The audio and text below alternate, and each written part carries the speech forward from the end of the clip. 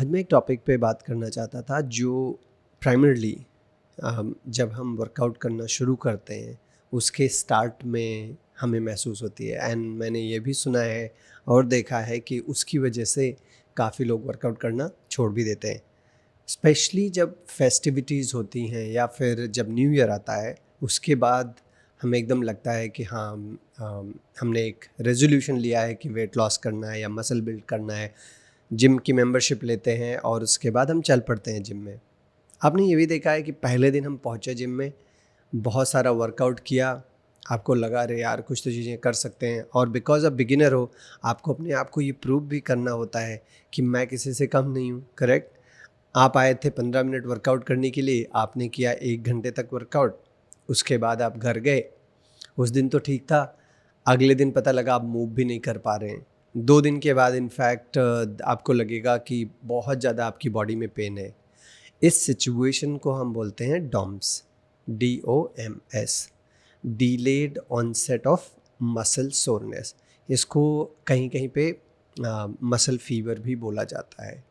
तो ये समझते हैं ये हमें होता क्यों है और इसको हम अवॉइड कर सकते हैं कि नहीं, और अगर कर सकते हैं तो कैसे कर सकते हैं, या फिर हम इसको कैसे मैनेज कर सकते हैं। अभी तक जो मैंने प्रेल्यूड आपको बताया 1 मिनट में, उससे ही आप समझ गए होंगे कि हमें डॉम्स होता क्यों है। हमें muscle stress, acute muscle stress की वजह से डॉम्स होता है। कोई भी चीज़ हम जो करना शुरू करते हैं, जो हमने पहले नहीं किया होता है उस ड्यूरेशन या उस इंटेंसिटी का, उसकी वजह से हमें डॉम्स होता है। मतलब कि हम डेली सेडेंट्री थे, हम वर्कआउट नहीं कर रहे थे। एक दिन हम सुबह गए, हमने जिम में खूब सारा डंबल भांज लिया, पुशअप्स कर लिया, सिटअप्स कर लिया, पुलअप्स किया एक्सेट्रा, या फिर आप फुटबॉल खेलने चले गए या फिर क्रिकेट खेलने चले गए। उसके बाद 2 दिन के बाद आपको लगेगा कि पूरी आपकी बॉडी दुख रही है, आप मूव नहीं कर सकते हैं एक्सेट्रा। करेक्ट। और आपको लगता है कि अब आपसे वर्कआउट तो होगा ही नहीं। ऐसा नहीं है। इन सब के बारे में हम समझते हैं कि अगर किसी चीज़ की हद ना की जाए, अगर किसी चीज़ को अपनी हद में रह के किया जाए, तो ये चीज़ें मैनेज हो सकती हैं और बहुत अच्छी तरीके से मैनेज हो सकती हैं। तो होता क्या है कि जब हम वर्कआउट करते हैं तो 3 में से एक सिचुएशन होती है। जो आपकी मसल होती है वो या तो आप उसको जब वर्कआउट करेंगे तो शॉर्टन होती है वर्कआउट के दौरान, या फिर लेंथन होती है, मतलब इलोंगेट होगी, स्ट्रेच होगी, या फिर उसमें मूवमेंट में कोई डिफरेंस नहीं होता है। अब सोचिए आप जैसे कि आप बाइसेप्स कर्ल कर रहे हैं। अगर आपने हाथ पूरा आपने नीचे आपने डंबल उठाया और आपने पूरा बाइसेप कर्ल किया, तो क्या हुआ, जब ऊपर आ रहा है डंबल तो आपकी जो मसल है वो शॉर्टन हो रही है। करेक्ट। आपकी बाइसेप की मसल, जब आप पूरा नीचे तक आप लेकर गए तब क्या हुआ, आपकी मसल लेंथन हो रही, मतलब खिंच रही है। जैसे रस्सी नहीं होती खिंचती है, वैसे ही समझिए आप नायलॉन की रस्सी टाइप में है जो खिंच रही है। ये जो सिचुएशन होती है जिससे आपकी मसल्स लेंथन होती हैं, इसकी वजह से आपको डॉम्स होता है। ओके। तो अगर इंग्लिश में जाने तो इसेंट्रिक, कॉन्सेंट्रिक और आइसोमेट्रिक, ये अलग अलग लोडिंग होती हैं। जो एसेंट्रिक लोडिंग होती है उसकी वजह से डॉम्स होता है। कि मतलब जब आप डंबल को नीचे लेके जा रहे हैं और आपका हाथ पूरा लंबा हो रहा है, आपकी बाइसेप की मसल स्ट्रेच हो रही हैं, उसकी वजह से आपको डॉम्स होता है। ऐसे ही सेम आप कोई भी बॉडी पार्ट देखेंगे कि आप जहाँ पे मसल ज़्यादा स्ट्रेच हो रही हैं, वो एक रीज़न होता है आपके डॉम्स होने का। तो ये तो लग रहा है हाँ, अगर आप वर्कआउट करेंगे तो डॉम्स होगा ही होगा। करेक्ट। ऐसा नहीं है, आप काफ़ी हद तक उसको पहले तो मैनेज कर सकते हैं।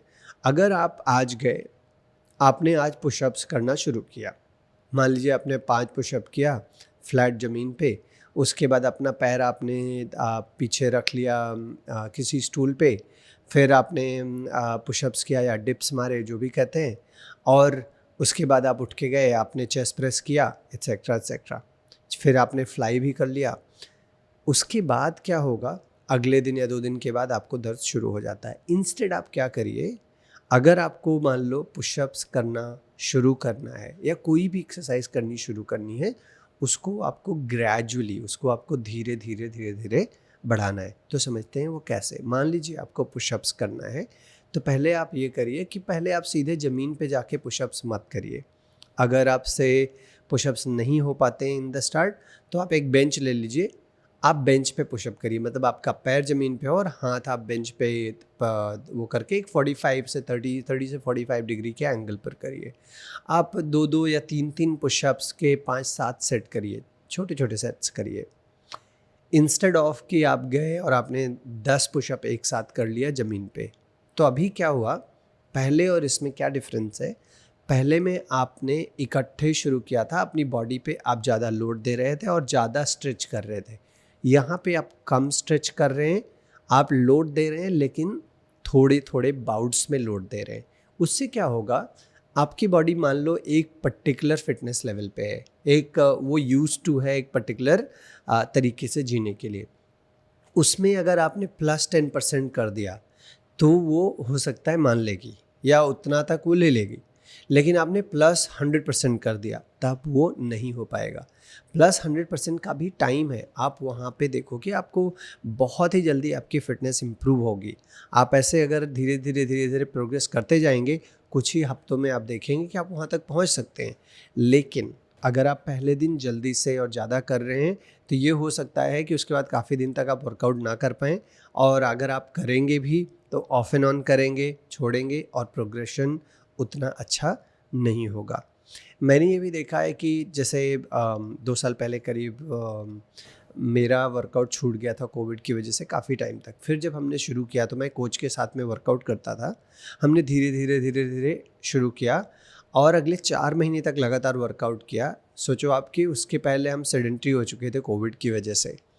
कोविड के बाद वर्कआउट शुरू किया, 4 महीने तक वर्कआउट किया और डॉम्स एक भी दिन नहीं आया। तो मैं भी सेडेंटरी था आपकी तरह, अगर आप सेडेंटरी हैं तो किसी भी आप अगर सिचुएशन में रहते हैं, उसको बहुत ज़्यादा पुश करेंगे तब आपको डॉम्स होगा। अगर आप बहुत ज़्यादा नहीं पुश करेंगे, धीरे धीरे करेंगे, तब डॉम्स नहीं होगा। और क्या होता है, जब बॉडी वार्म अप हो जाती है तो आपको ये भी लगता है कि अरे ये तो मैं कर सकता हूँ, ये तो ईजी है। इसलिए आपको पता है क्या करना है, आप पहले से लिख के लेके जाइए कि हाँ पहले दिन मैं कितना करूँगा, फिर दूसरे दिन वो बॉडी पार्ट्स नहीं करूँगा, दूसरे बॉडी पार्ट्स करूँगा, फिर तीसरे दिन वही बॉडी पार्ट्स करूँगा जो पहले दिन किया था, और उसमें धीरे धीरे आप ग्रेजुअली इम्प्रूव करिए। मैंने देखा है लॉ ऑफ 10% पर वीक इंक्रीमेंट वर्क्स, कि आप ऐसा कर सकते हैं कि मान लीजिए अगर आपने पहले दिन 10 पुशअप्स लगाए पहले हफ्ते में, तो 3 दिन तक, मतलब पहले दिन, तीसरे दिन और 5वें दिन आप 10-10 पुशअप्स ही लगाइए, 2-2 का ब्रेक करके, 3-3 का ब्रेक करके एक्सेट्रा। दूसरे वीक में 10 से आप 11 पुशअप पे जा सकते हैं। लेकिन ऐसा मत करिए कि आपने पहले दिन 10 पुशअप किया, 3 दिन के बाद आपने 11 किया, 5 दिन के बाद आपने 15 कर लिया।